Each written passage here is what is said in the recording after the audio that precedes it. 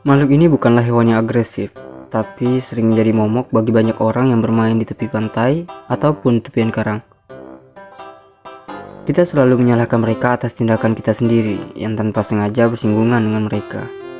Walaupun sebenarnya mereka seperti tidak bergerak. Tapi ya begitulah manusia. Tidak pernah mau kalah. Tidak pernah mau disalah. Ya.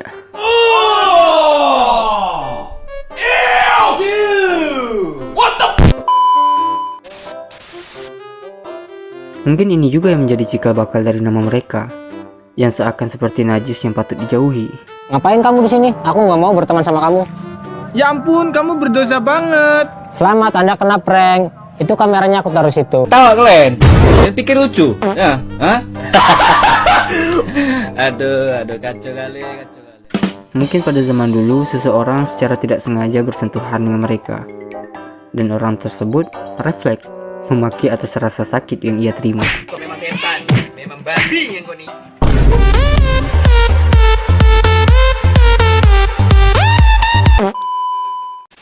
Hingga lahirlah nama hewan yang satu ini, si bulu babi.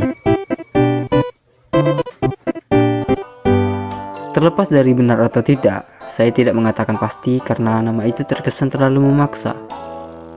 Mana ada bulu babi yang tajam dan keras? Saya pernah mendengar bahwa kenapa ia disebut dengan bulu babi karena teksturnya yang jarang-jarang. Emang bulu babi jarang ya? Nah entahlah. Kenapa kita malah membahas tekstur bulu babi yang ada di darat? Jadi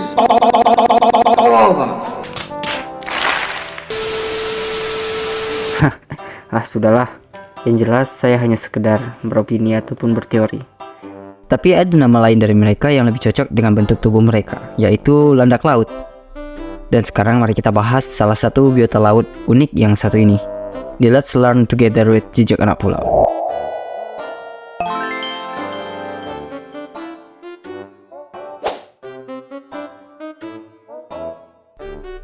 Mereka adalah salah satu invertebrata air yang tergolong dalam film Echinodermata dari kelas Echinoidea.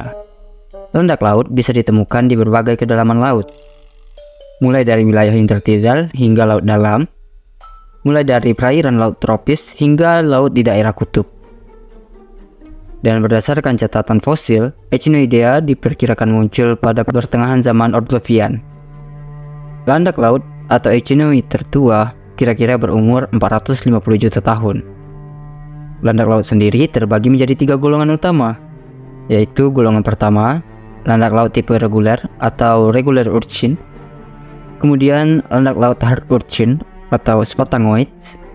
Dan yang ketiga adalah golongan sendolar atau sleepesteroid. Dan ada 2 golongan lainnya yaitu holectipoids dan echinolampadioids, yang dalam banyak aspek keduanya memiliki sifat gabungan antara hard urchin dan sendolar. Tapi pada topik kali ini kita hanya membahas tentang golongan pertama saja, yaitu golongan regular urchin.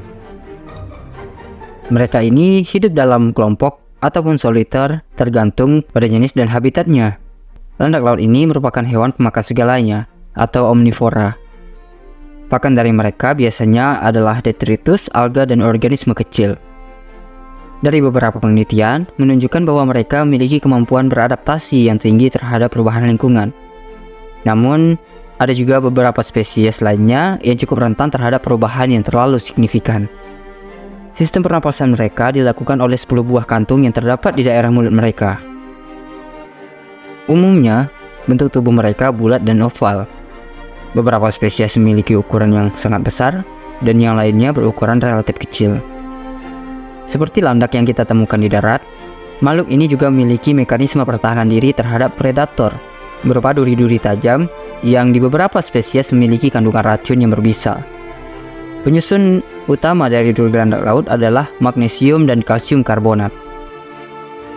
Walaupun seperti kaku, duri-duri ini sebenarnya bisa bergerak loh.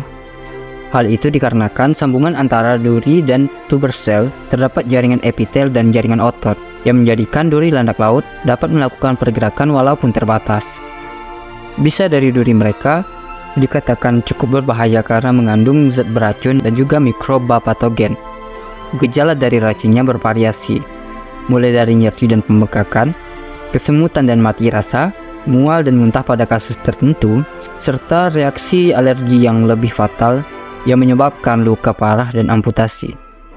Racun ini tak hanya berasal dari duri-duri semata, namun kaki tabung dan Pedicelaria mereka juga mengandung racun yang sama. Lalat laut memiliki kaki tabung yang merupakan bagian dari sistem kanal yang berada di dalam tubuh mereka.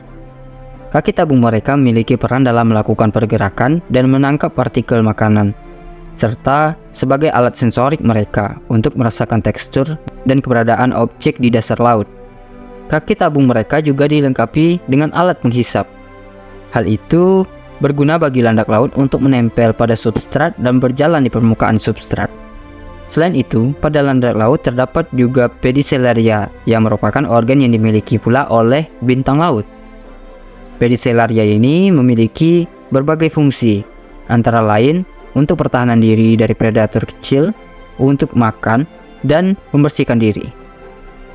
Umumnya, tekstur Pedicelaria terdiri atas kepala, leher, dan tangkai. Kepala dari Pedicelaria umumnya memiliki 3 buah rahang, dan pada jenis Pedicelaria tertentu, ada yang mengandung kelenjar racun. Pedicelaria ini memiliki tipe dan fungsinya masing-masing, yaitu tipe Pedicelaria tridentate yang berfungsi untuk menangkap objek aktif seperti organisme kecil yang berenang di sekitar permukaan tubuh mereka.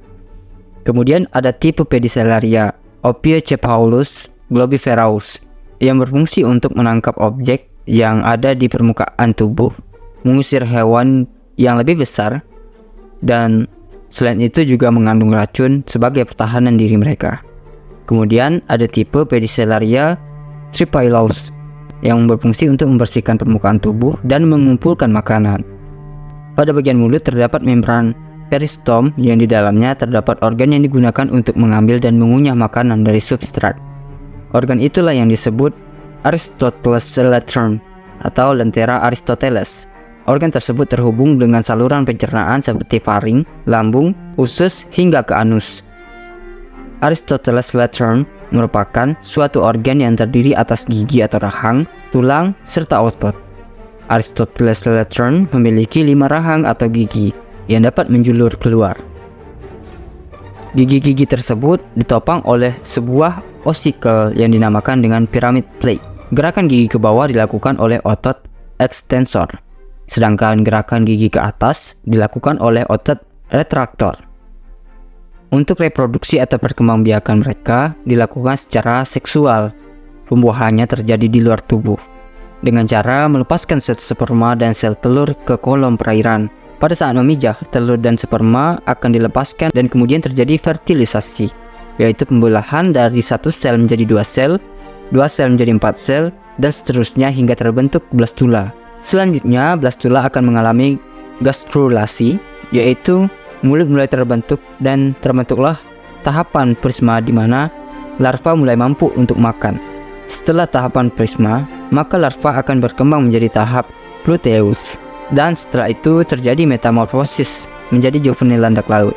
Larva echinoid atau landak laut hidup sebagai plankton sebelum mengalami metamorfosis. Kebanyakan larva echinoid memulai tahapan berenang bebas yang disebut Echinopluteus. Larva tersebut memiliki simetri bilateral tanpa terlihat adanya simetri pentaradial yang menjadi ciri-ciri dari landak laut. Larva mengalami metamorfosis menjadi juvenil setelah larva tersebut menempel di dasar perairan atau substrat. Jangka waktu antara perkembangan plankton hingga menetap di dasar perairan sangat tergantung pada jenis dan keadaan geografis. Di alam, landak laut atau echinoid memiliki peran sebagai salah satu biota yang mengontrol keseimbangan pertumbuhan alga di ekosistem terumbu karang. Selain itu, mereka juga menjadi salah satu sumber pakan bagi biota-biota yang lain. Sedangkan untuk pemanfaatannya bagi manusia, sudah pasti untuk dikonsumsi. Mereka dianggap sebagai salah satu makanan lezat di banyak budaya terutama Asia. Sehingga di beberapa tempat mereka memiliki nilai ekonomis yang cukup banyak diminati. Sebenarnya apa sih yang kita makan dari si landak laut ini? Dagingnya kah? Atau isi perut serta jeroan di dalam tubuh mereka? Nah, sebenarnya yang kita makan dari landak laut ini bukanlah dagingnya, melainkan gonad atau telur mereka. Dan telur echinoid ini memiliki nilai gizi yang cukup tinggi.